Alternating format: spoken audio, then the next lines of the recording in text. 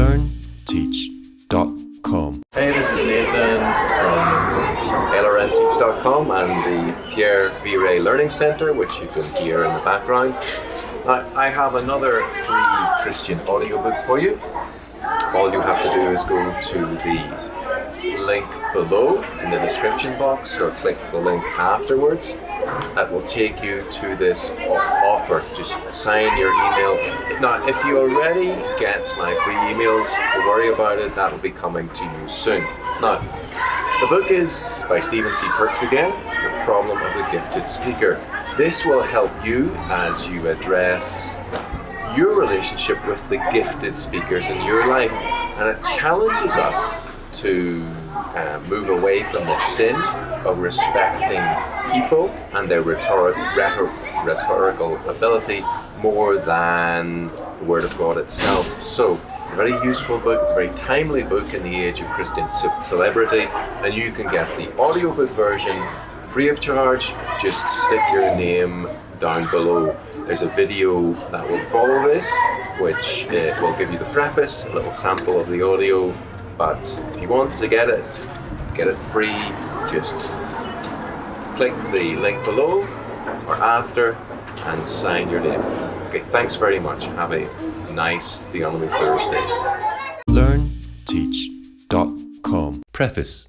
One of the serious problems facing the church in the Western world today is the problem posed by the ministry of those who are considered gifted speakers and consequently idolized by the church. Stated in its most simple form, this is the problem posed by the prioritizing of the personality, charisma, profile, popularity, stage presence and ability of the speaker as an orator and entertainer over the content of the message being delivered. In short, the triumph of style over content. The consequence of which has been the creation of an intellectually feeble-minded and theologically malnourished generation of churchgoers who are overstimulated by sentimental and mindless entertainment worship masquerading as spiritual edification. The problem has a long history, but it is made particularly problematic today by the intellectual dumbing down process that currently afflicts British culture generally and has produced a semi-literate society. This debasement of culture to its lowest common denominator is inevitable when those in positions of authority and leadership, in whatever sphere that happens to be, have to appeal constantly to the worst predilections and whims of the semi-literate masses, which are manipulated by an irresponsible media world that values the crassest forms of entertainment and the good ratings they generate as man's highest good. The problem, of course, is not confined to the church, nor to Britain. It is a cultural problem in modern Western society.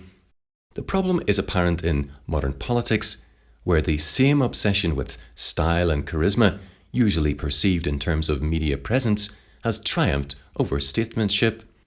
Consequences have been devastating for the political life of the nation, which has been reduced to an extension of the entertainment world, particularly when it comes to choosing political party leaders.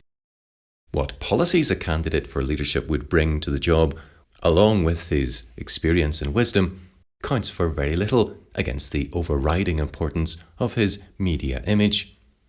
As a consequence, it would not be going too far to say that some of the nation's greatest statesmen of past eras would have stood little chance of being elected, let alone promoted to positions of leadership in the media-controlled environment of modern politics.